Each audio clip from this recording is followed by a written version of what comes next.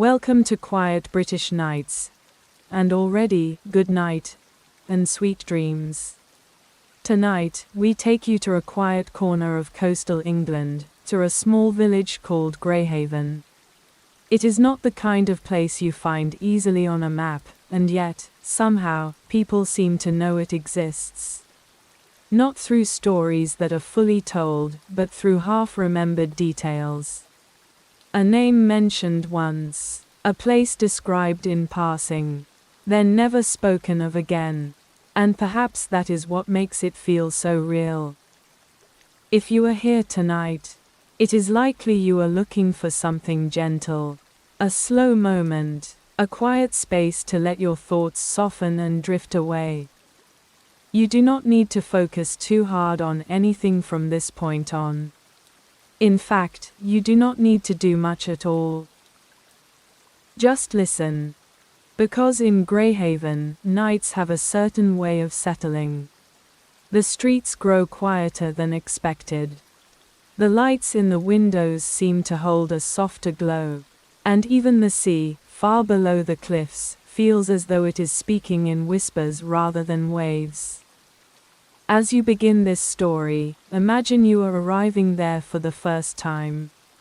A late train, a mist-covered platform, a village that feels calm, but not entirely ordinary. And the strange part is this: no one in Greyhaven ever seems to ask too many questions. Not out loud, at least. So tonight, you will simply walk with them. Through quiet streets, past warm-lit windows, and into a night where everything feels just slightly too still to be entirely forgotten. Now, make yourself comfortable. Let your breathing slow naturally. Gently close your eyes. The rain had already softened into mist by the time your train reached the coast. Not heavy rain, not the sort that rattled against windows or flooded old streets. This was quieter than that. A silver rain drifting slowly through the dark, carried sideways by the sea wind, settling gently over the sleeping countryside of southern England. From your seat beside the carriage window, you watched dim yellow lights appear one by one beyond the glass. Small cottages, stone walls, a lonely signal lamp near the tracks. And then, at last, the station. Greyhaven. The train slowed with a low metallic sigh, wheels humming softly beneath the floor, until the carriages finally settled into stillness beneath the old iron canopy of the platform. For a moment, nobody moved. The few passengers remaining in the carriage stayed strangely quiet, as though arriving here required some unspoken politeness. A man folded his newspaper carefully. An elderly woman buttoned her coat with slow hands. Someone near the back of the carriage extinguished a reading lamp. And then, without hurry, they began stepping off into the mist. You followed them. The cold evening air carried the scent of rainwater, wet stone, and distant salt from the sea below the cliffs. Greyhaven Station was smaller than you expected. Only a single platform remained in use now, according to the faded railway sign near the entrance. The others had long since closed. Their tracks disappeared into darkness beyond the weeds. Somewhere overhead, unseen gulls called softly through the fog. You adjusted your coat collar and glanced toward the station clock. 11:18 p.m. Later than planned. Much later. The village where you had intended to stay lay several miles inland, and the final bus had apparently departed nearly an hour ago. The station master, a thin elderly man wearing a navy coat and a perfectly straight scarf, noticed your suitcase almost immediately. "You'll not be finding a taxi tonight," he said gently. His voice carried the soft, rounded tones of the southern coast. You smiled politely. I was beginning to suspect that. He gave a slow nod, as though confirming something he already knew. There's an inn up the hill, he continued. The Lantern Arms. Still takes travelers.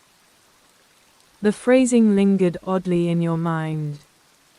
You thanked him and stepped out beneath the station archway into the village beyond. Greyhaven appeared almost entirely asleep.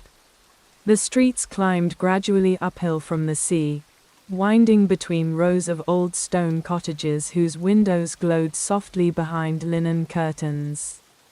Rainwater shimmered across the cobbles. A narrow bookshop stood dark beside a bakery with painted wooden shutters. Further along, a tiny tea room still displayed teacups in its window despite the late hour. The village felt untouched by modern urgency. No loud traffic. No bright signs. Only the low whisper of wind moving through chimneys and narrow lanes. And yet, something about the village felt awake. Not busy. Not lively, simply aware. As though the houses themselves were quietly waiting for something. You noticed it first in the windows. Lanterns. Almost every home displayed one near the glass. Some were brass. Others black iron. A few looked centuries old.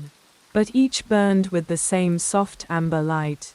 Not electric, real flame. The effect was strangely beautiful against the rain-darkened streets. At first you assumed it must be some local festival. A holiday perhaps. But the village showed none of the usual signs. No music. No decorations. No voices drifting from pubs. Only silence. As you continued uphill, you passed a narrow alley where two elderly women stood beneath umbrellas speaking in hushed tones. They fell silent the moment you approached. Not rudely. Not suspiciously. Simply quiet. One of them offered a polite nod before turning her eyes toward the church at the top of the hill. Its bell tower rose through the mist like something half remembered from a dream. 11:26 p.m. The clock face glowed faintly gold above the village rooftops. You continued walking. The Lantern Arms appeared a few minutes later near the edge of the square. It was smaller than you expected. A 3-story inn with ivy climbing the stone walls and warm candlelight glowing behind old leaded windows. A wooden lantern swung gently above the entrance. The Lantern Arms, Est, 1791. Inside, warmth greeted you immediately. The scent of burning oak logs drifted from a fireplace near the far wall. Mingling with tea, old books, and the faint sweetness of polished wood. The innkeeper looked up from behind the counter as the door closed softly behind you. She appeared to be somewhere in her 60s, wearing silver spectacles and a dark green cardigan. "You've come from the late coastal train," she said before you spoke. It was not a question. "Yes," you answered. "I missed the last bus. That happens." She smiled kindly, though her eyes briefly moved toward the tall clock behind the bar. 11:29 p.m. "You're fortunate we still had a room." Still had a room. Again, the same peculiar phrasing. The innkeeper handed you an old brass key attached to a wooden tag. "Third floor," she said softly. "End of the corridor." You thanked her, but before turning toward the staircase, you hesitated. "Sorry," you asked carefully. "But is something happening tonight?" The question seemed harmless enough. Yet the room grew subtly quieter. Near the fireplace, a man slowly lowered his teacup. Someone folded a newspaper. The innkeeper remained perfectly polite. But for a brief moment, she did not answer. Instead, her gaze drifted toward the rain-streaked windows, toward the lanterns outside, and then finally back to you. "It's only a village tradition," she said gently. "What sort of tradition?" Her smile returned, small, careful, the sort no one speaks about after midnight. At that exact moment, somewhere beyond the fog outside, the church bell began to ring. Slowly, softly, once, twice, 3 times. The entire inn seemed to listen. You turned instinctively toward the window, and through the rain-blurred glass, you saw figures beginning to emerge silently from houses across the square, each carrying a lantern, none speaking, only walking uphill into the mist. For several moments after the bell stopped ringing, nobody inside the inn moved at all. The fire continued its gentle crackling in the hearth. Rain tapped softly against the windows. Somewhere upstairs, old pipes sighed quietly within the walls. But in the lounge below, the silence had changed. It no longer felt accidental. It felt observed. You remained standing beside the counter, your hand still resting lightly on the brass room key, while outside the first lantern bearers crossed the square in silence. Their pace was unhurried, calm, as though this walk had been repeated so many times that no thought was required to continue it. The innkeeper lowered her eyes briefly toward the ledger on the desk. "You'll want to settle in before midnight," she said softly. Again, the phrasing carried a strange weight. Before midnight, not because the hour was late, because midnight itself appeared important here. You glanced once more toward the windows. More villagers had emerged now. An elderly couple beneath a shared umbrella, a young woman fastening the collar of a navy coat, a boy carrying a lantern almost too large for him, its amber light swaying gently beside his knees as he walked. None of them spoke, not even to one another. And yet the silence between them did not feel cold. It felt familiar, like a song everyone already knew. The man beside the fireplace finally stood, folding his newspaper with careful precision. He placed a few coins beside his empty teacup and adjusted a long wool scarf around his neck. Only then did he glance toward you. "You're not from here," he said quietly. "No, I thought not." His voice held no suspicion, only observation. You hesitated before asking, "What happens after midnight?" The man considered the question for a moment. Then, to your mild surprise, he smiled. Not nervously, not mysteriously, almost kindly. "The same thing that always happens," he replied. And with that, he stepped toward the door, disappearing into the rain beyond the inn windows. You watched him join the others climbing slowly uphill through the mist. One by one, the remaining guests in the lounge began gathering their coats. No announcements were made. No invitations offered. Still, each person seemed to know precisely when it was time to leave. The innkeeper busied herself stacking cups behind the counter. You sensed politely that further questions would receive no clearer answers tonight. At last, with the room nearly empty, she looked up once more. "If you're planning to sleep," she said gently, "I'd keep the curtains closed after midnight." You blinked. Why? For the first time since arriving, the innkeeper seemed uncertain how to respond. Not fearful. Simply thoughtful. "Because visitors sometimes misunderstand the walk," she said. The walk, but she had already lowered her attention back to the cups in her hands. Conversation over. Outside, the church bell rang again. Once, the sound rolled softly through the fog-covered streets like distant thunder over the sea. You finally turned toward the staircase. The inn's upper floors creaked gently beneath your steps. Everything inside the lantern arms carried the comforting wear of age. The carpets had faded unevenly beneath decades of footsteps. Framed paintings of stormy coastlines lined the walls.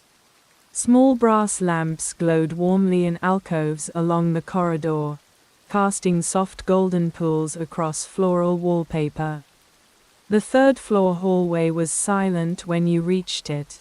At the far end, your room waited beneath a small slanted roof window where raindrops shimmered faintly in the moonlight. The brass key turned stiffly in the lock. Inside, the room was modest but warm.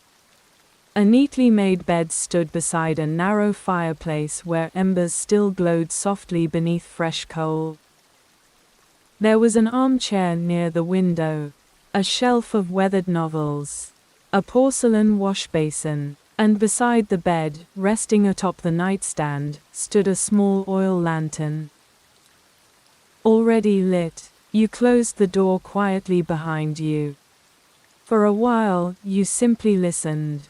The distant sea wind, the rain, the muffled creaks of old wood settling within the inn. And beneath it all, something else. Not sound exactly, more a sensation, a strange awareness that the entire village beyond the walls remained awake together. You removed your coat and sat briefly in the armchair by the fire. The warmth slowly returned to your hands. Normally, after a long journey, exhaustion would have arrived quickly. But tonight your thoughts remained restless. The lanterns, the silence, the walk. You stood again before eventually crossing toward the window. The innkeeper's warning lingered in your mind. Keep the curtains closed after midnight. Yet curiosity moved more quietly, and often more persistently, than caution. Carefully, you parted the curtains by a few inches. Outside, Greyhaven glowed beneath the mist like a village suspended somewhere between dream and memory. The square below had emptied completely now. No voices drifted through the streets. No footsteps echoed across the cobbles. Only lantern light remained, small amber flames flickering patiently behind nearly every window in the village. Then, slowly, movement appeared higher on the hill. Figures, dozens of them, perhaps more, their lanterns floated softly through the fog as they followed the winding road beyond the church. From this distance they looked almost unreal, like drifting stars moving across the earth, all traveling silently toward the dark moorland beyond the village. You checked the bedside clock. 11:52 p.m. The procession continued steadily uphill. No hurry, no disorder, only the same calm rhythm. And then, somewhere far above the village, another light appeared. A single lantern standing motionless near the distant hills. Waiting, a cold gust brushed lightly against the window pane. Without fully realizing why, you stepped closer to the glass.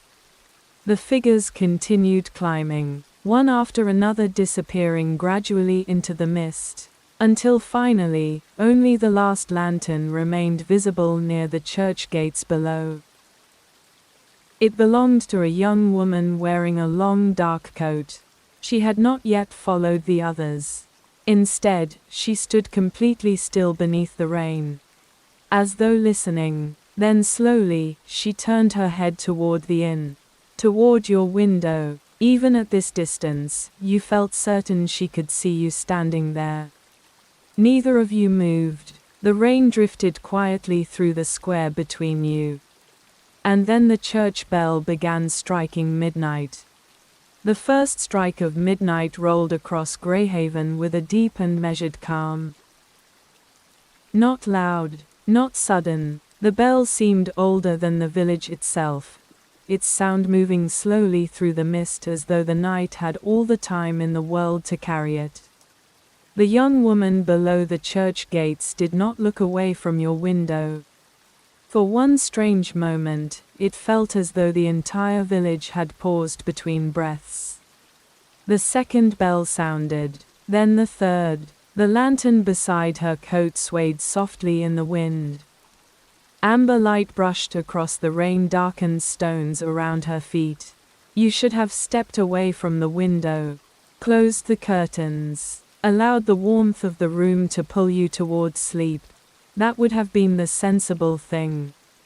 Instead, almost without deciding to, you reached for your coat again. By the time the 12th bell faded into silence, you were already descending the inn staircase. The lower floor stood empty now.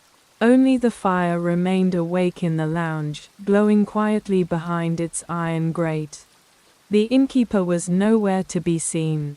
Yet as you crossed toward the entrance, you noticed something resting carefully atop the counter. Another lantern, smaller than the others in the village. Brass, slightly tarnished with age. Lit. Beside it lay a folded note written in neat blue ink. For the visitor, you hesitated before unfolding the paper. The handwriting was calm and careful. Stay on the path. Do not walk ahead of the lantern keeper. And if the bells ring twice before dawn, return immediately. No signature followed, only those 3 instructions. For several seconds, you simply stared at the note while rain whispered faintly beyond the windows. Then, slowly, you lifted the lantern from the counter. It felt unexpectedly warm in your hand.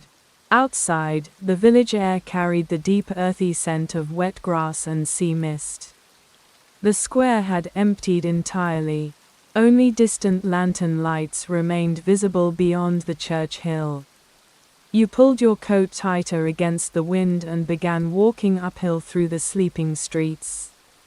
The silence of Greyhaven after midnight felt different from ordinary silence.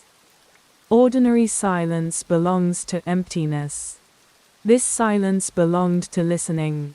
The cottages seemed watchful somehow, the glowing windows half veiled behind curtains and ivy. Here and there, faint movement shifted behind the glass. Villagers awake inside their homes. Waiting, you passed the bookshop again. Its dark wooden sign creaked gently above the pavement. Beside the door, someone had left a single candle burning inside a sheltered lantern. Further uphill, the narrow lanes curved toward the church. Rainwater flowed quietly along the edges of the cobbled road, reflecting scattered gold light beneath the fog. As you approached the churchyard gates, you saw the young woman still standing there. She looked younger now from nearby, perhaps early 30s. Dark hair pinned loosely beneath a wool hood. Her lantern hung from one gloved hand, illuminating the silver rain drifting around her. She regarded you with calm curiosity rather than surprise. "You're the traveler from the train," she said softly. Her accent carried the same gentle coastal cadence as the others in the village. "I am. You weren't meant to come." The words sounded neither rude nor unfriendly, merely truthful. You glanced briefly toward the lantern in your hand.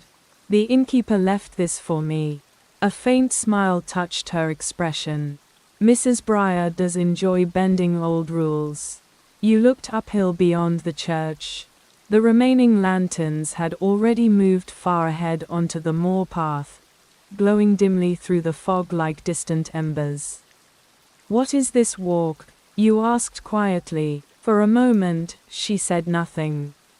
Rain tapped softly against the iron gates beside you. Then at last she answered. A remembering. The reply only deepened the mystery. A remembering of what? She adjusted her grip on the lantern. Tonight isn't the night for explanations. Before you could ask more, she turned gently toward the path beyond the churchyard. You may walk with us if you wish, she said.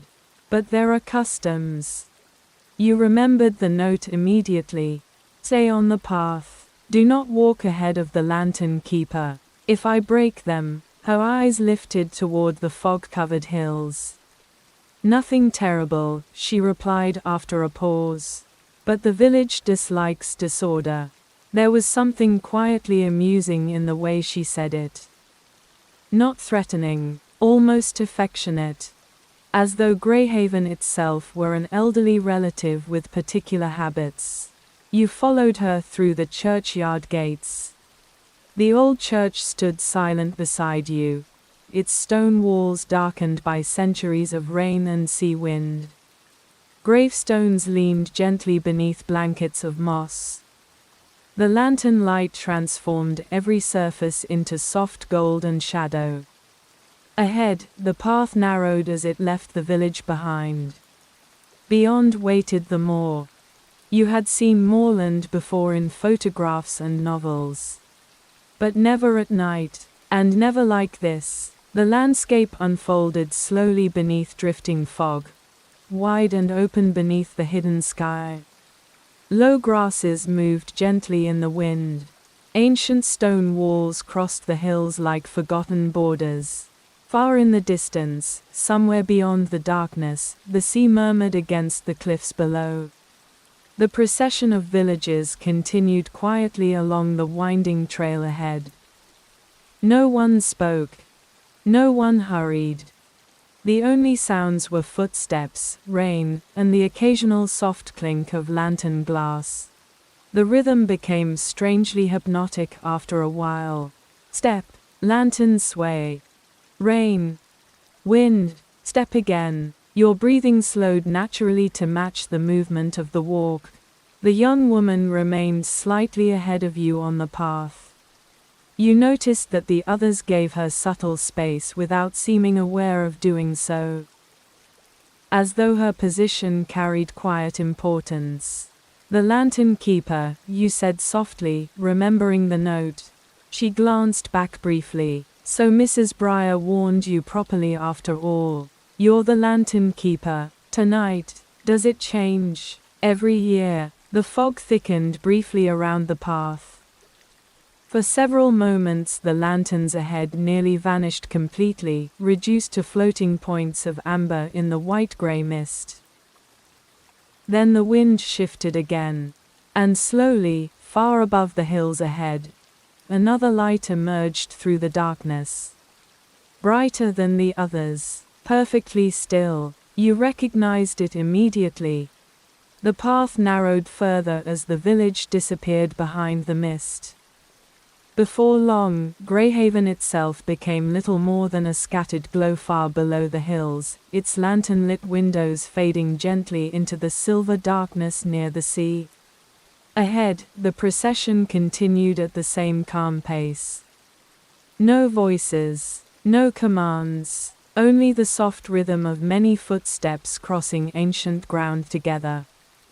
The moor seemed to absorb sound rather than carry it. Even the rain had softened now into something finer than drizzle, drifting quietly through the air like cold breath. You followed the lantern keeper along the winding trail while the distant hilltop light remained steadily visible beyond the fog. Never closer, never further away, as though the landscape itself adjusted to keep it waiting just beyond reach. How long have the villagers done this? You asked after some time.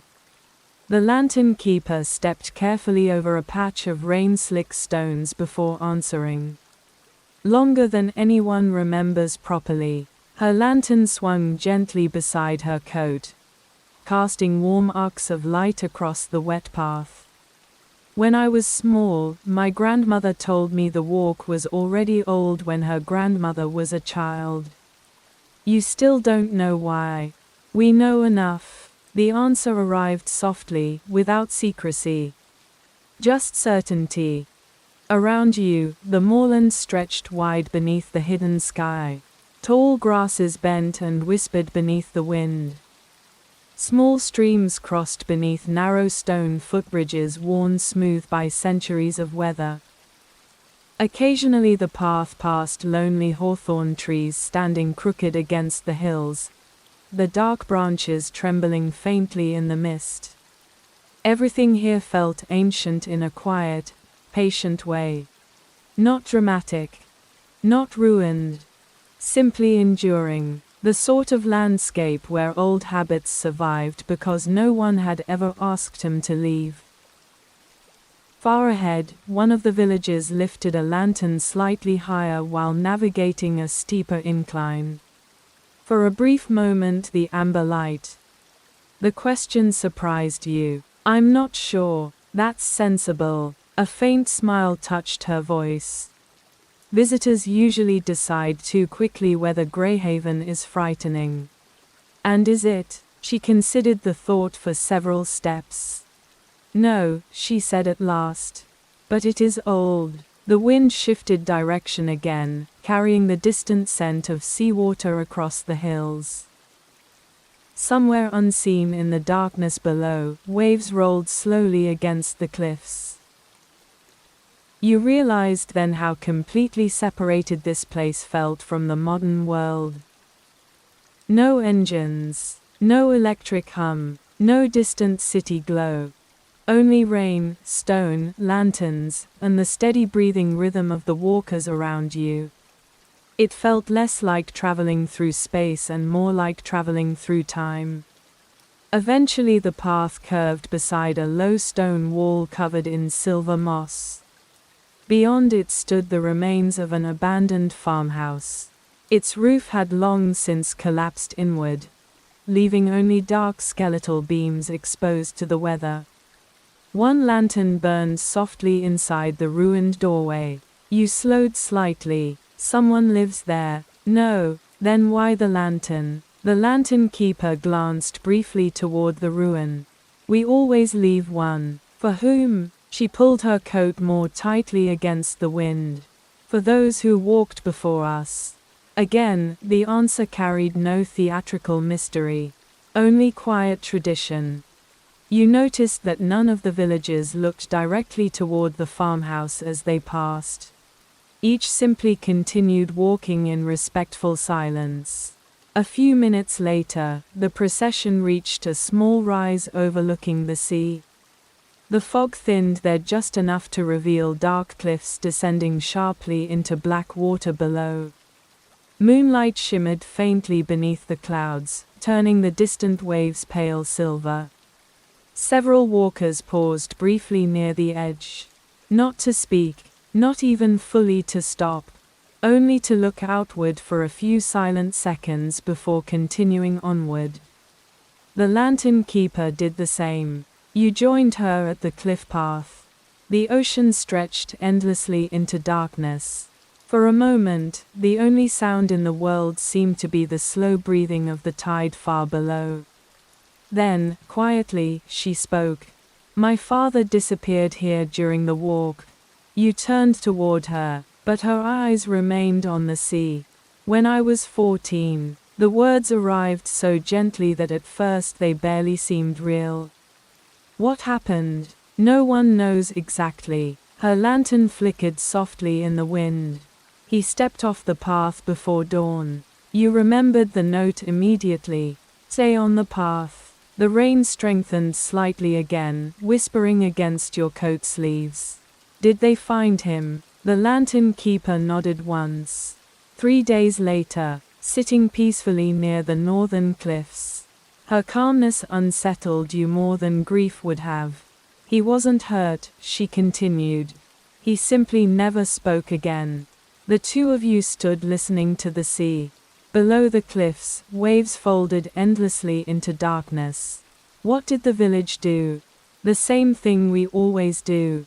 And what's that? At last she turned toward you. We continued walking. Something about the answer settled deeply into the silence around you. Not cruelty, not indifference. Something older, an understanding that certain traditions endured precisely because life itself could not always be explained.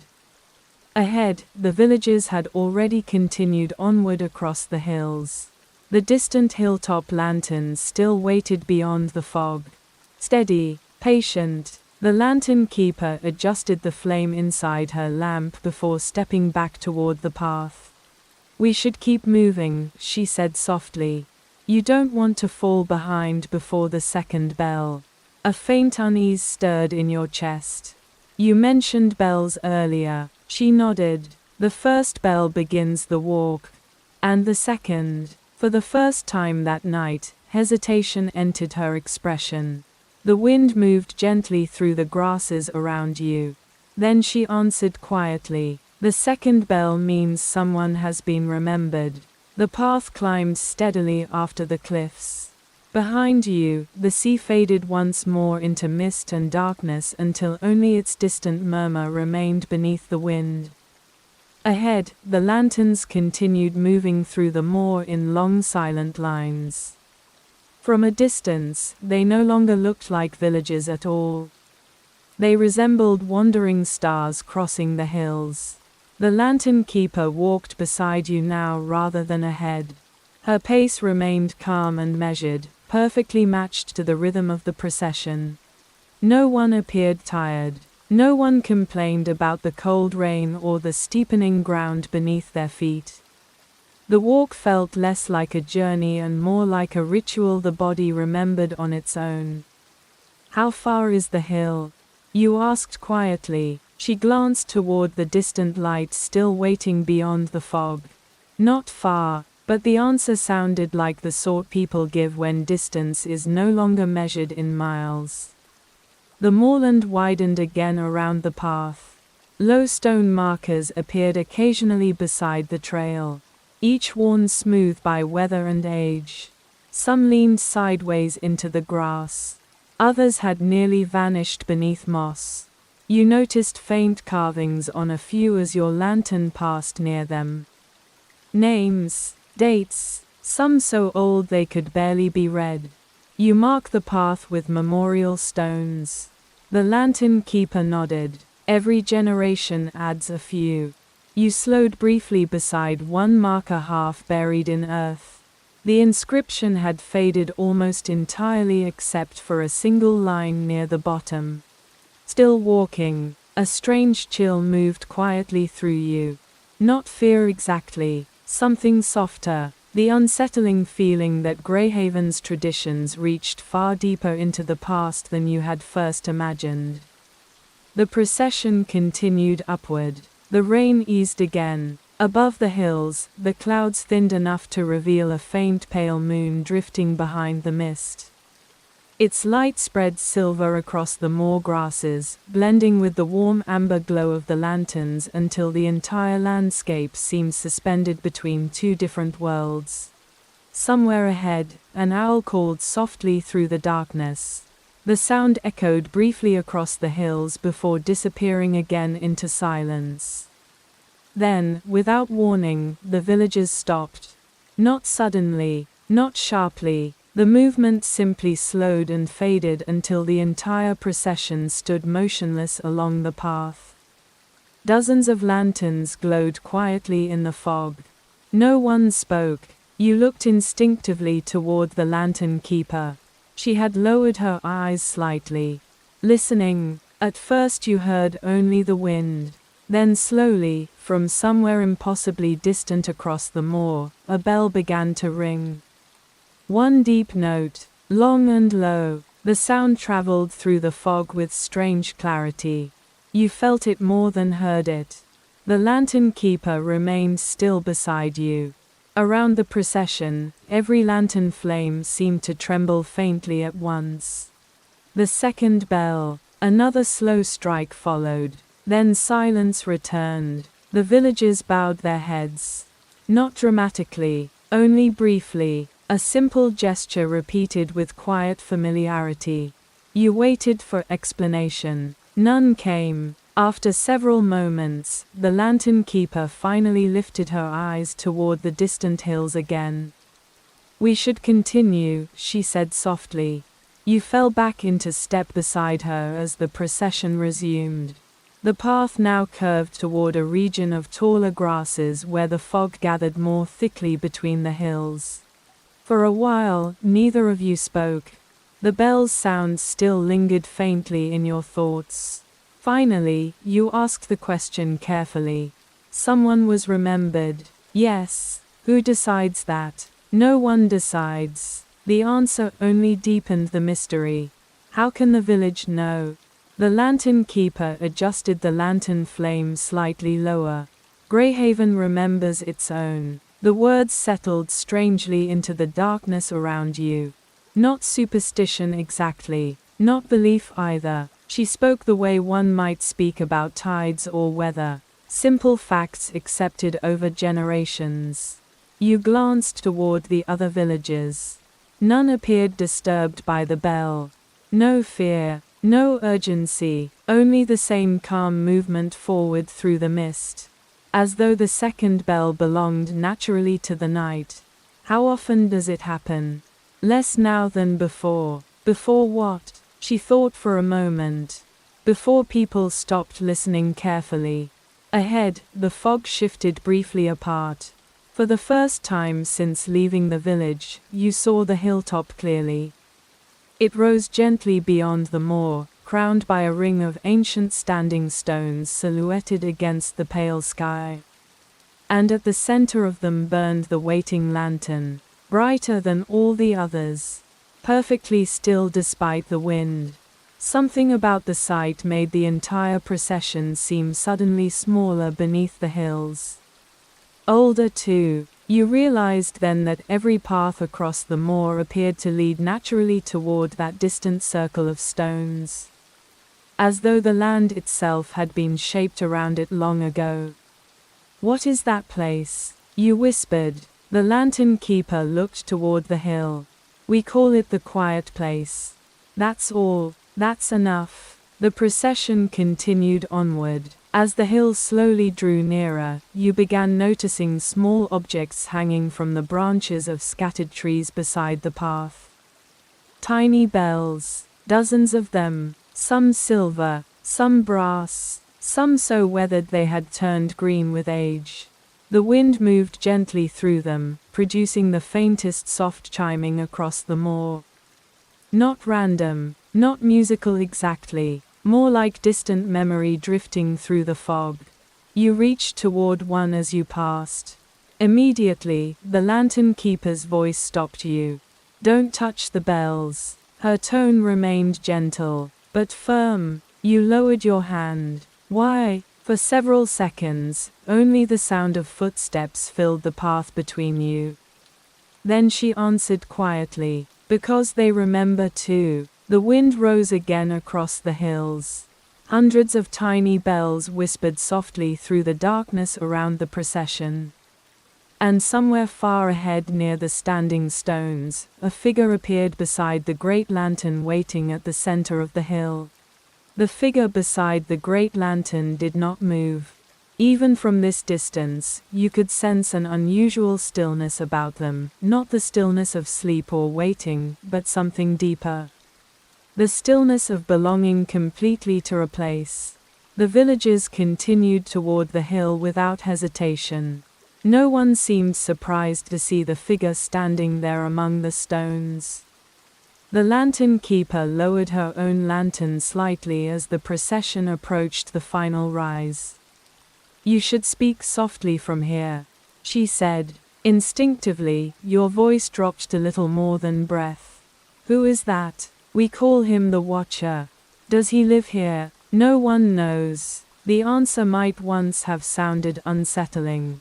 But after hours upon the moor, Greyhaven's strange traditions no longer felt like mysteries demanding solutions. They felt older than explanation itself. The path beneath your feet gradually changed from wet earth to worn stone. Ancient steps, half hidden beneath moss, climbed gently toward the circle at the top of the hill. The standing stones rose larger now, weathered smooth by centuries of wind and rain. Some leaned slightly sideways. Others stood perfectly upright beneath the drifting fog. Each carried faint carvings almost erased by time. Spirals, stars, lines like waves. The bells hanging from nearby branches chimed softly behind you as the wind crossed the hill. The sound blended strangely with the sea far below. The villagers slowed naturally upon reaching the stones. Without instruction, they began arranging themselves quietly around the circle. Some removed gloves. Others lowered lanterns carefully onto the damp ground beside the ancient rocks. No one crossed into the center. Only the watcher remained there beside the great lantern. As you stepped closer, you realized the watcher was elderly. Very elderly. He wore a long charcoal coat buttoned high against the cold, and his white hair moved gently in the wind beneath a dark wool cap. His face carried the calmness of someone who had spent many years listening rather than speaking. The great lantern beside him burned with a steady golden flame, unlike the flickering lamps carried by the villagers. Its light illuminated the drifting mist in slow circles. The lantern keeper stopped beside one of the standing stones and motioned quietly for you to remain there. "What happens now?" you whispered. She folded her gloved hands before her lantern. "Now we remember." The entire hill seemed to grow quieter still. Even the wind softened. One by one, villagers lowered their heads. Some closed their eyes. Others simply looked toward the center lantern with calm, distant expressions.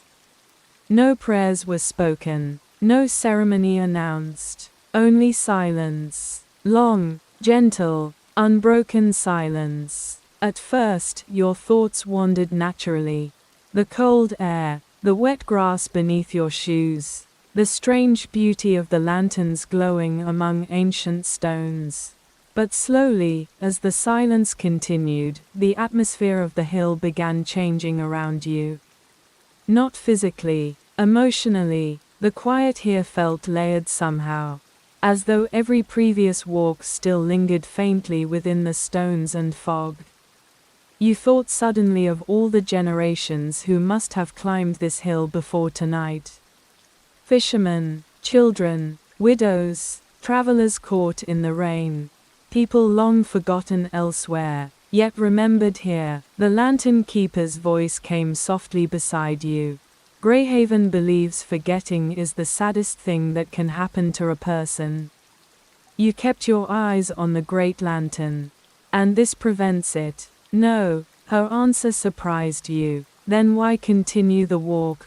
She considered the question carefully. Because remembering matters even when it fails eventually.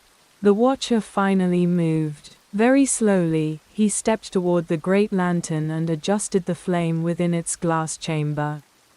The golden light brightened gently across the stones. At that exact moment, somewhere beyond the fog-covered hills, another bell rang. A single deep note, different from before. Closer, the villagers did not react with fear. But you sensed a tension move quietly through the circle around you. The watcher lifted his eyes toward the darkness beyond the hill. The lantern keeper spoke almost under her breath. "A late bell. What does that mean?" Before she could answer, movement appeared near the edge of the mist below the stones. A figure was approaching the hill. Alone, slowly. At first you assumed it must be another villager arriving late to the procession. But as the figure drew nearer, unease stirred faintly inside you. Something about the walk was wrong. Unsteady, not drunken, not injured, simply uncertain, as though the person no longer recognized the path beneath their feet. Several villagers exchanged brief silent glances.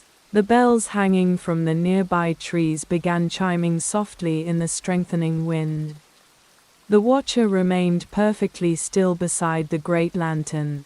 The approaching figure finally reached the outer stones. A man, middle-aged perhaps. Rain darkened his coat completely. His face looked pale beneath the lantern light. More than pale. Lost. Not physically lost. Emotionally distant, like someone waking slowly from a dream they could not entirely leave behind. He stopped near the edge of the circle and looked around at the silent villagers. Confusion moved across his expression. Then recognition. Then confusion again. The lantern keeper stepped slightly forward. "You heard the bell," she said softly. The man blinked several times before answering. I wasn't certain." His voice sounded fragile in the cold air. The watcher studied him quietly. Then at last the old man spoke for the first time. "Do you remember your name?" The hill became completely silent. Even the wind seemed to pause among the stones. The man opened his mouth. Nothing came out. Slowly, his eyes moved from face to face around the circle. Searching, struggling, the bells whispered softly through the darkness. At last, almost helplessly, the man shook his head. "And beside you, so quietly you nearly missed it." The lantern keeper whispered. "The moor has taken another memory." No one gasped. No alarm spread through the circle. The villagers simply watched the man with a calm sadness that felt older than panic. Rain drifted softly across the hilltop, silver in the light of the great lantern. The man remained standing near the outer stones, breathing unevenly as though he had climbed much farther than the moor itself. "I know this place," he murmured weakly. His eyes moved again across the silent faces surrounding him. "I know all of you." The watcher gave a small nod. "You do, but..." The man pressed trembling fingers against his forehead. Something about the gesture felt deeply human. Not theatrical confusion, not madness, only the quiet terror of reaching for a thought that refuses to return. The lantern keeper beside you lowered her eyes briefly. "It happens sometimes," she whispered. "How?" The watcher answered instead. "The moor asks a price for being remembered." His voice carried no superstition, no warning, only weary familiarity. The man looked toward the great lantern at the center of the stones. For several long seconds he stared into the flame as though searching for something inside it. Then slowly, fragments seemed to return. Not fully, only pieces. "Thomas," he said suddenly. Relief crossed his face. "My name is Thomas." A few villagers closed their eyes quietly. One elderly woman near the far stones smiled with visible gentleness. The watcher inclined his head once. "Welcome back, Thomas." The words settled strangely into the night air. Not celebration, not pity, something calmer, the acknowledgement of someone returning from a very great distance. Thomas blinked again, confusion still lingering around the edges of his expression. "I heard the bell," he said softly. "From my house near the harbor." "You walked here alone?" asked the lantern keeper. "I think so." The uncertainty in his voice deepened the silence around the stones. You noticed now how exhausted he looked. Rainwater clung to his hair and coat sleeves. Mud covered the lower edges of his boots as though he had wandered far from the proper paths before reaching the hill. The watcher stepped slowly toward him carrying the great lantern. The golden light illuminated Thomas's face more clearly now. "Older than you first realized. Perhaps 60, weathered by years near the sea.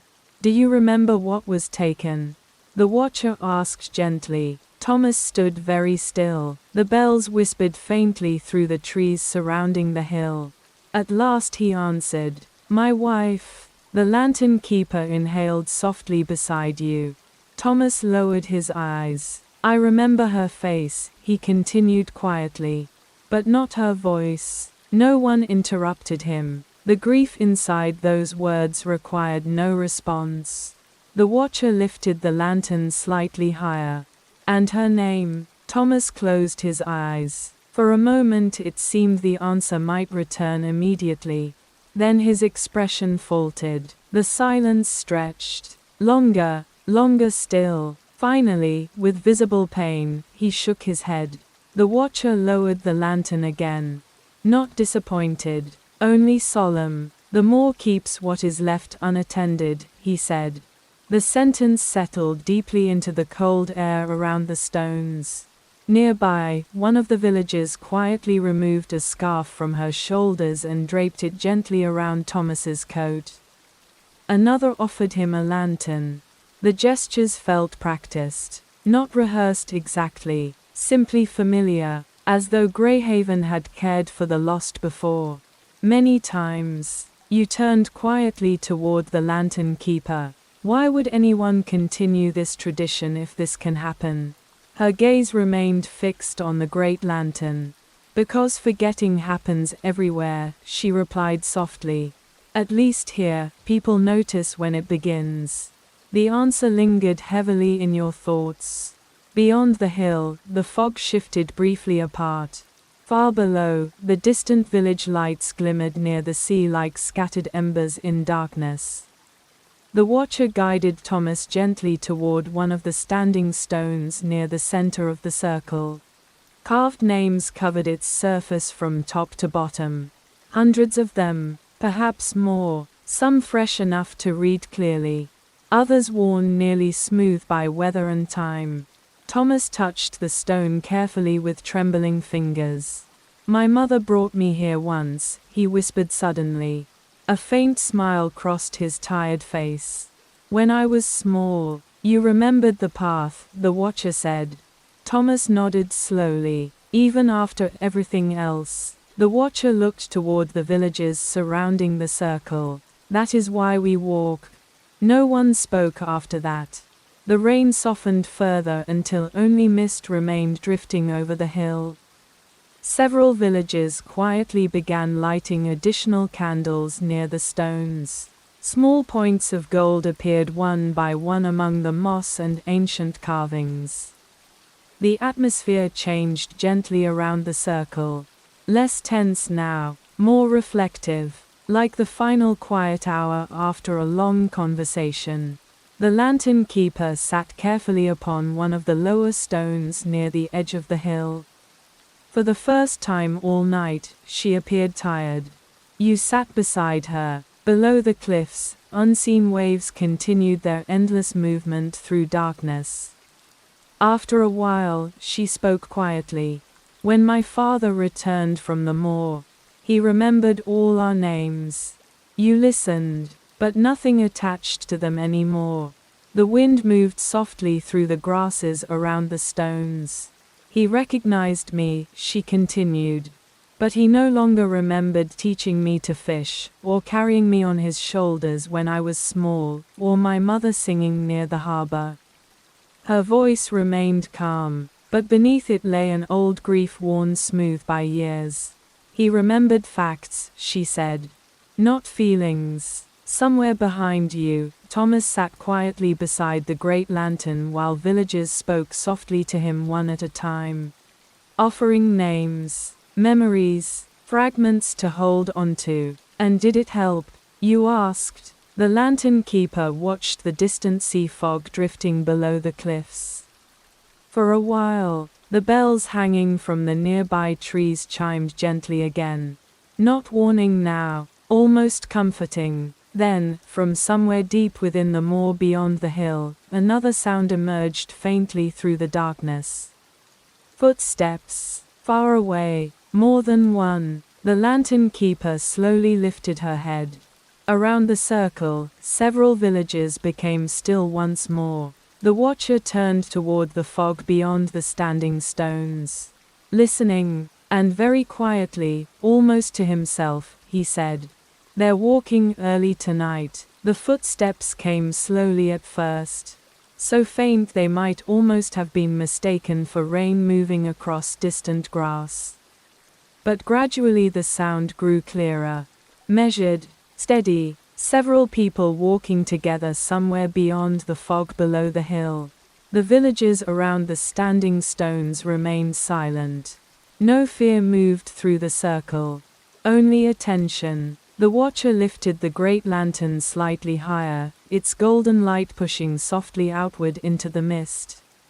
Beside you, the lantern keeper had become perfectly still. You said the walk ends before dawn, you whispered. It should. The reply barely reached above the wind. The footsteps continued, closer now, yet strangely uneven, as though the ground itself occasionally swallowed the sound before releasing it again. No lanterns appeared within the fog. Only darkness. Thomas looked up from beside the carved stones, confusion returning faintly to his expression. I know those footsteps, he murmured. The watcher turned toward him. Do you? Thomas frowned. I'm not certain. The bells hanging from the nearby branches began chiming more insistently as the wind shifted across the hilltop. Not loudly, but enough that their small metallic whispers spread through the circle like nervous breathing. The lantern keeper rose slowly to her feet. You should stay near the stones now, she said quietly to you. Why? Her eyes remained fixed on the fog beyond the hill. Because they don't always remember where the path ends. Before you could ask what she meant, movement finally appeared below the rise. Shapes, several figures emerging gradually through the mist, walking uphill toward the standing stones. At first they looked like ordinary villagers returning late from the procession. But something about them felt wrong immediately, not threatening, not violent. Only distant, like people walking through dreams rather than waking life. There were 5 of them, men and women of different ages dressed in dark rain-soaked coats. Their steps remained calm and unhurried as they climbed the hill, yet none carried lanterns, and none looked fully aware of where they were going. The first figure reached the outer edge of the stones. An elderly man with silver hair plastered damply against his forehead. His eyes wandered slowly across the villagers gathered around the circle, searching, uncertain. The watcher stepped forward slightly. Do you know this place? He asked gently. The man blinked several times, then nodded. Yes. Do you know your name? A long silence followed. At last, quietly, no. The answer drifted through the hilltop like cold rain. One by one, the remaining figures reached the stones. A young woman, a fisherman still wearing heavy sea boots, a middle-aged woman holding one hand tightly against her chest as though protecting something invisible there. And finally, at the very back, a small boy no older than 10. He looked more awake than the others. More frightened too. The lantern keeper moved immediately toward him, lowering herself carefully to one knee. You stayed on the path, she said softly. The boy nodded once. His small hands trembled from cold. I heard bells. You did well. She wrapped part of her coat gently around his shoulders while the watcher continued speaking with the others. You looked between the silent figures gathering inside the circle. How many people does this happen to? The lantern keeper answered without lifting her eyes from the child. Enough that Greyhaven keeps walking. The watcher guided the wandering villagers carefully toward the great lantern. The golden light illuminated their faces one by one. Each expression carried the same unsettling mixture of recognition and absence. They knew the hill, knew the villagers, knew they belonged here somehow. But pieces of themselves had vanished quietly into the moor. The fisherman spoke suddenly. My brother used to bring me here. Younger or older? Asked the watcher. The man stared blankly for several seconds. Then slowly, I can't remember. Nearby, one of the women began crying soundlessly. Not dramatically. Just tears slipping quietly down her face as though grief itself had arrived before memory could explain it. The villagers surrounding the stones responded with extraordinary gentleness. No panic, No pitying whispers. Only calm voices offering names, places, fragments of forgotten lives. Your house faces the harbor. You keep roses near the church lane. Your daughter plays piano at Christmas. The atmosphere felt strangely tender, like watching people gather broken pieces from the shore after a storm. The small boy beside the lantern keeper looked up at you suddenly. You're not from Greyhaven. No, his eyes narrowed slightly with tired curiosity. Then why did the hill let you come? The question caught you off guard. Before you could answer, the watcher spoke quietly from the center stones. The hill remembers strangers too. The wind moved heavily through the fog beyond the circle. Far below, somewhere near the cliffs, another bell rang. Once, the sound echoed across the moor like distant thunder. Immediately, the wandering figures became still. The young woman near the great lantern turned her head sharply toward the darkness beyond the hill. Her expression changed. Recognition, not full memory, but something close. I was looking for someone, she whispered. The watcher lowered his gaze. Yes, the woman's breathing quickened slightly. My sister, her voice faltered. I had a sister. The villagers around her remained silent, allowing the memory room to return. She drowned, the woman whispered at last. Rain drifted softly across the standing stones. The watcher nodded once. And every year you walk here for her. The woman closed her eyes. A visible relief moved through her face, painful and peaceful at once. As though some lost part of herself had finally found its way home. Then suddenly, from deep within the fog beyond the hill, another sound emerged. Not footsteps this time. A voice, distant, calling softly across the moor. No words, only a faint human voice carried by the wind. Every villager on the hill became motionless. The lantern keeper's hand tightened gently around the boy's shoulder. And beside the great lantern, the watcher whispered with quiet certainty. The moor is answering tonight.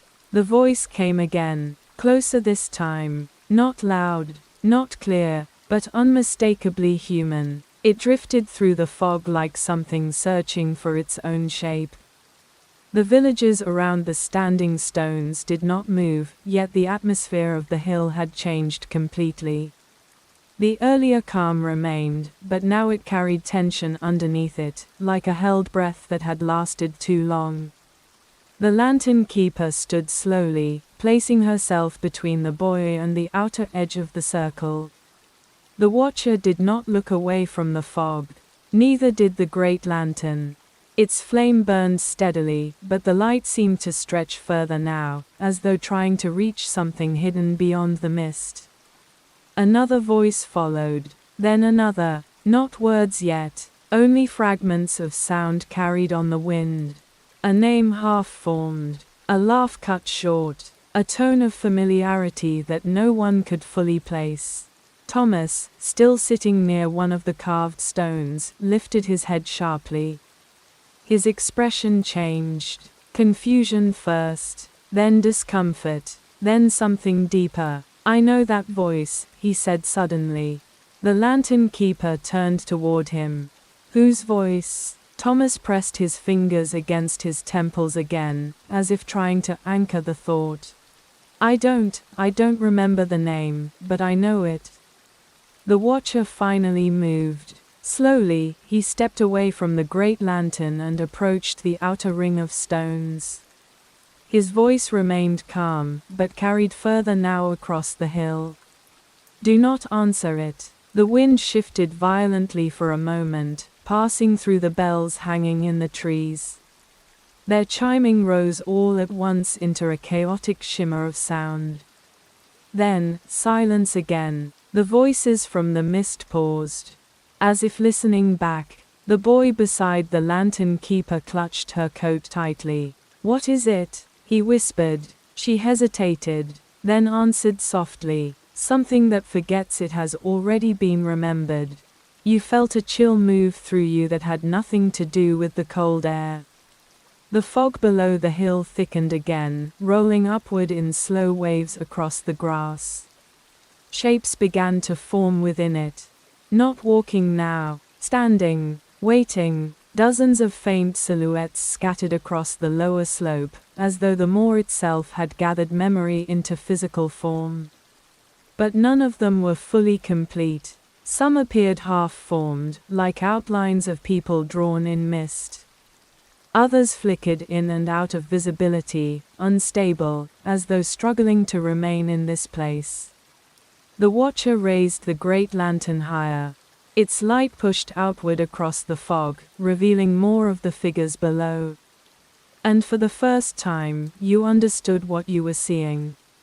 They were not approaching the hill. They were returning to it. From every direction, the lantern keeper spoke quietly without looking away. These are the ones who lost their way during past walks. Lost their memory, you asked. Lost their path. The watcher's voice cut gently through the wind.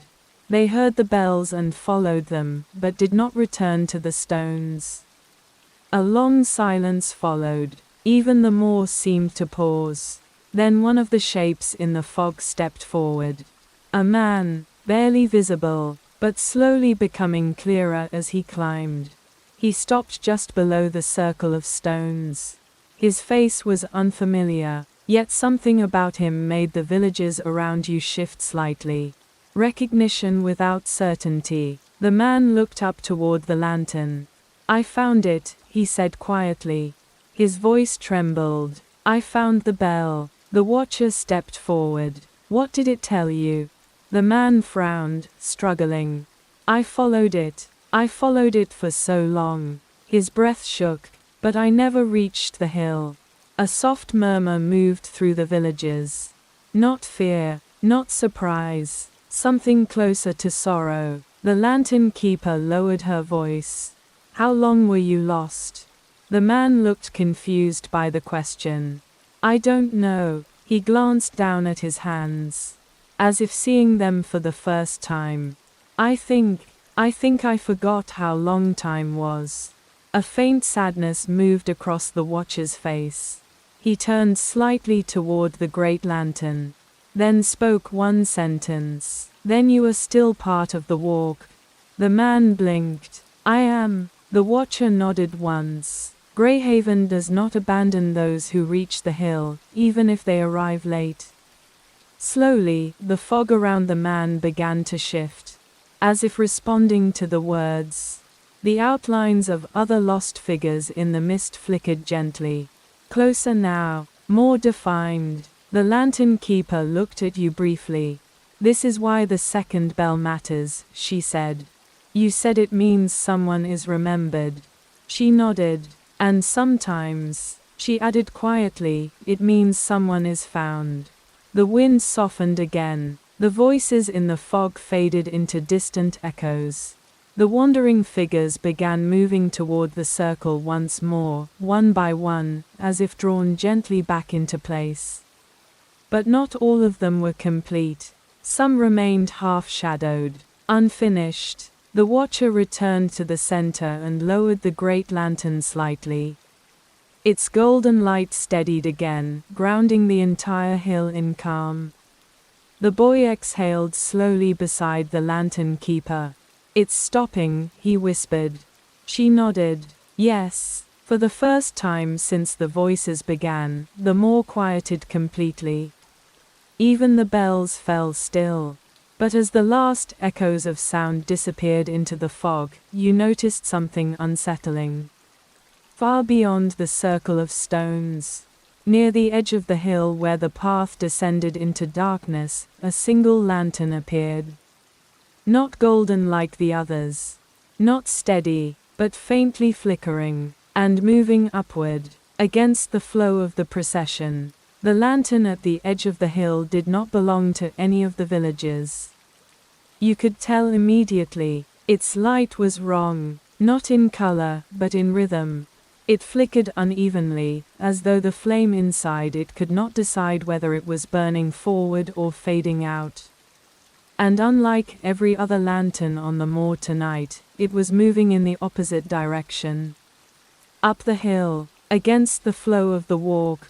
The villagers around the standing stones noticed it almost at the same time. A quiet stillness spread through the circle. Not panic, not alarm, something more restrained. Recognition that something had broken alignment with the night's order. The watcher stepped forward slightly, his eyes narrowing as he studied the approaching light. The great lantern beside him remained steady, but its glow seemed to dim subtly in response. The lantern keeper moved closer to you without speaking, the boy still tucked safely beside her coat. "Do not call out," she whispered. "Why?" "Because it may still be deciding what it is." The words made little sense at first, but the tone in which she said them carried weight. The lantern climbed slowly through the fog. With each step upward, its shape became clearer. A figure walked behind it. A person, wearing a long coat soaked completely through with rain. Their posture was slightly bent, as if carrying something invisible and heavy. The villagers did not move. No one stepped forward.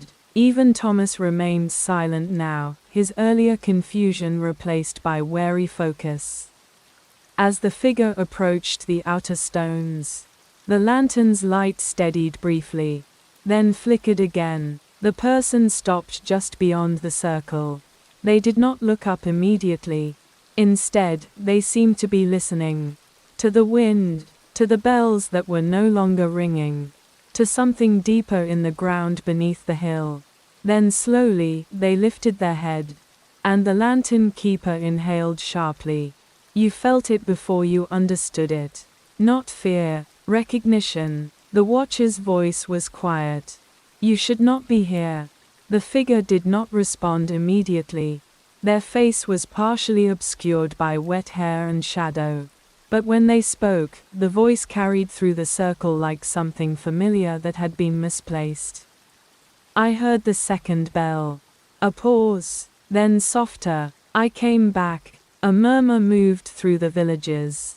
Confusion, unease, and something else, something fragile. Hope, perhaps. The lantern keeper stepped forward half a pace. "That is not possible," she said carefully. The figure finally stepped into the lantern light, and the entire circle seemed to shift at once. The person was young, younger than expected, late 20s, perhaps. Their face carried exhaustion, but also a strange clarity, as though they had been walking for a very long time without sleep or interruption.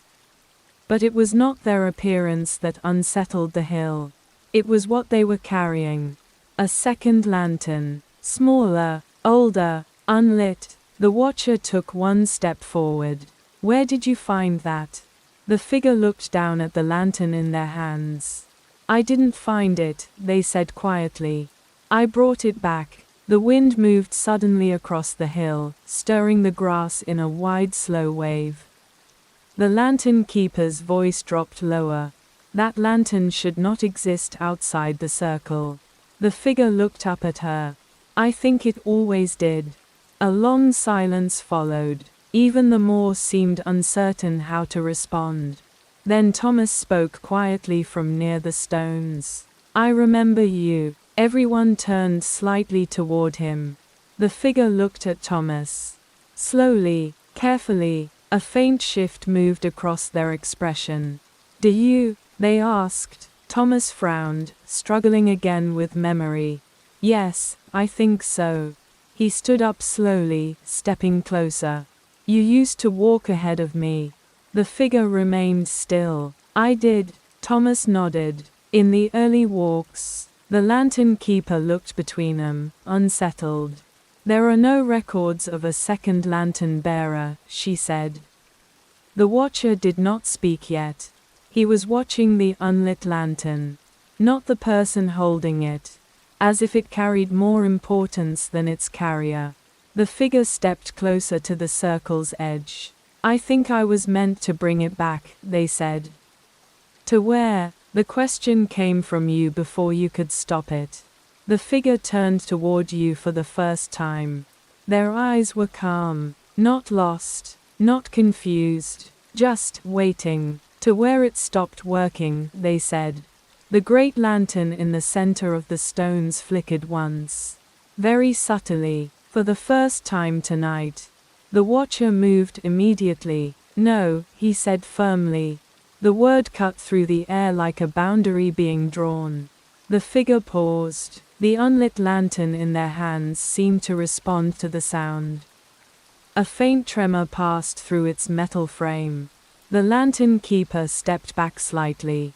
That lantern was removed for a reason, the watcher continued. What reason? The figure asked. The watcher hesitated. For the first time, he did not answer immediately. Instead, he looked toward the villagers. Toward Thomas. Toward you. Then finally spoke. Because it remembers things we are not ready to carry twice. The wind slowed again. The fog thickened around the edges of the circle. And in that moment, you realized something unsettling. The Moor was no longer only remembering people who had been lost. It was also beginning to return what had been removed. The figure holding the second lantern took another step forward. And very gently, they said, "Then why did it call me back?" The moment the second lantern was acknowledged, the air on the hill changed. Not dramatically, not violently, but in the way a room feels different when someone has quietly opened a door that was meant to stay closed. The unlit lantern in the figure's hands gave a soft, uneven pulse. As if something inside it had just learned it could be heard again. The watcher did not move forward this time. Instead, he simply spoke. Slowly, carefully. The protocol was never to return it. The figure tilted their head slightly. I didn't return it, they said again. I brought it back because it kept walking without me. A ripple of silence moved through the villagers. The lantern keeper stepped closer to you, voice barely audible. This shouldn't be happening in the same cycle. Cycle, you whispered, but she didn't answer. Her attention was fixed on the second lantern now. The watcher lifted his hand slightly. And for the first time tonight, the great lantern in the center of the stones dimmed. Not out. Just uncertain, as if it was reacting to something it could no longer classify. Thomas stood slowly. His voice shook slightly. I remember fragments, he said. The villagers turned toward him. Not urgently, but attentively. I remember, there used to be 2 lanterns at the beginning, he continued. A pause. That's not possible, the lantern keeper said immediately. But her voice lacked conviction now. Thomas frowned harder, trying to pull memory through something thick and resistant. One to lead the walk, and one to record it. The words settled heavily. Even the wind seemed to hesitate. The watcher finally spoke again. Those functions were merged generations ago. The figure holding the second lantern looked down at it. So it was split, they said quietly. And one half was forgotten. The lantern flickered again, stronger this time. A thin line of light appeared inside its glass. Not flame, something closer to a reflection. But it did not reflect the present hill. It reflected movement. Other walks, other nights, other versions of Greyhaven. The villages around the stones began to shift slightly now. Not in fear, but in memory discomfort, the feeling of something almost remembered but not fully reachable. The lantern keeper's voice softened. This is why the second bell exists, she said. You looked at her, to bring back what was misplaced, she added. The watcher shook his head. Not what was misplaced. A pause. Only what insists on being remembered. The second lantern suddenly brightened. The fog across the moor reacted instantly. It pulled inward toward the circle, like breath being drawn into lungs. And then, for the first time, the hill answered back. A distant bell rang, but not from below, not from the village, from everywhere at once. A layered sound, multiple strikes overlapping incorrectly, like time itself was no longer aligned. The villagers froze, even Thomas, even the lantern keeper. The watcher's expression finally changed. Not fear, but recognition of failure. The loop is destabilizing, he said quietly. The figure holding the second lantern stepped forward. I think it was always unstable. A second step, then a third, each step closer toward the center stones. The great lantern flickered harder now, reacting to proximity. The moor itself seemed to tighten around the hill. The fog thickened. The standing stones began to feel closer together than before, as if the circle was shrinking. The lantern keeper grabbed your wrist gently. Do not step into the center if it opens, she whispered. What opens? But she didn't answer. The second lantern lifted slightly in the figure's hands. And for a brief moment, its light aligned perfectly with the great lantern. When they matched, everything stopped. No wind, no rain, no bell, not even breath from the villagers. Complete silence. Then the figure spoke one final time, very softly. I think I remember why I was split. The watcher closed his eyes and said, then it will complete itself. The great lantern went out. The darkness did not last long. Not because light returned immediately, but because the hill itself seemed to stop being a place where darkness could stay complete. In the silence that followed the extinguishing of the great lantern, something subtle shifted through the moor. Not movement, awareness, like a breath slowly released after being held for far too long. Then, very gently, light began to return. Not from the lanterns, not from the village, but from the horizon itself. A thin, pale line of dawn stretched across the edge of the sea beyond the cliffs, spreading quietly upward through the fog. Greyhaven did not wake all at once. It reassembled itself. The standing stones became visible again one by one. The villages slowly reappeared in fragments of silhouette and warmth. Even the wind returned in hesitant waves, as if unsure whether it had permission. You stood where you were, still feeling the echo of silence in your chest. Beside you, the lantern keeper had not moved. Her grip on your wrist had loosened at some point, though you could not remember when. The circle is not broken, she said quietly. You looked toward the center of the stones. The great lantern was still there, but it was no longer lit. The watcher stood beside it, his head slightly bowed. And the figure who had carried the second lantern was also there. Now kneeling, both lanterns rested on the ground between them. One dark, one faintly glowing from within, as if something inside it was still trying to decide whether it should remain or disappear. Thomas approached slowly. He looked exhausted, but present, fully present in a way he hadn't been before. I remember more now, he said softly. No one answered immediately. The lantern keeper stepped forward slightly. More is not always better, she said.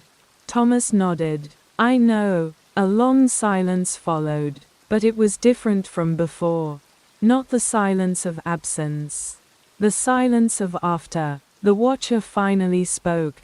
The cycle did not complete, he said. His voice carried no disappointment.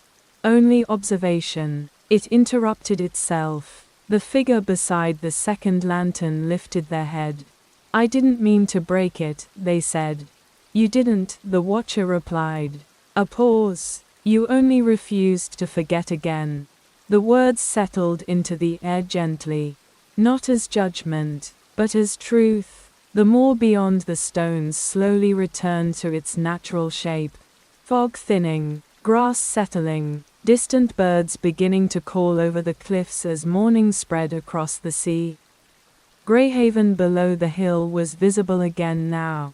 Small, quiet, warm lights beginning to appear in windows as villagers returned home. As if nothing had happened. Or rather, as if everything had been contained. You looked toward the lantern keeper. What happens now? She watched the village below for a long moment. Then answered, now we continue as before. You frowned slightly, but the lantern, she nodded toward the center of the stones. It will stay here, and the second one, a soft breath escaped her. That one decides. You turned back toward the kneeling figure. They were looking at the unlit lantern again. Not confused, not lost, just thoughtful, as if listening to something inside it only they could hear. Thomas stepped closer to you quietly. They'll walk again next month, won't they? Yes, the lantern keeper said. Unless the bell doesn't ring. And if it doesn't? No one answered immediately, because the answer was already understood. The watcher finally lifted his gaze toward the rising sun. For the first time, he looked tired. Not as a guardian, but as someone who has carried a rule for far too long. The more remembers, he said quietly. And sometimes it decides to stop. The second lantern flickered once.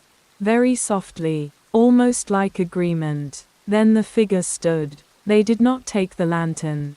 They simply left it there beside the first. And stepped away from the circle. No one stopped them. No one called after them.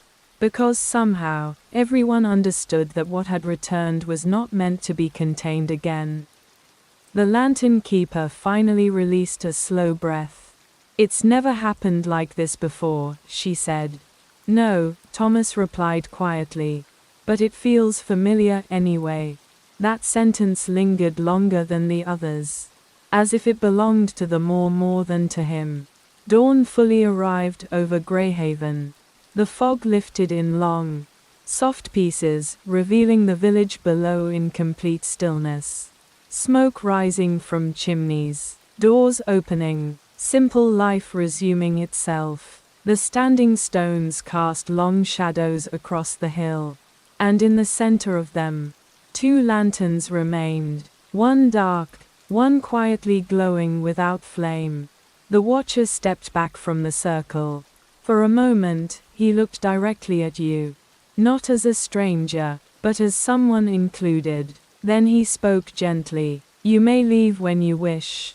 A pause. But you will remember the walk differently now. You looked once more at the hill. At the stones. At the village beginning another ordinary day beneath something no longer fully explainable. And slowly, you understood. Greyhaven had not changed. It had simply revealed that it was never simple to begin with. The lantern keeper began walking back down the path toward the village. Thomas followed, then the others. One by one, the moor quietly emptied itself. Until only the standing stones remained. And the 2 lanterns, still, waiting. As the first full light of morning touched the hill, the wind moved gently through the grass once more. And somewhere deep in the quiet earth of Greyhaven, the memory of the walk settled back into place. Not forgotten, not fully remembered, but carefully kept.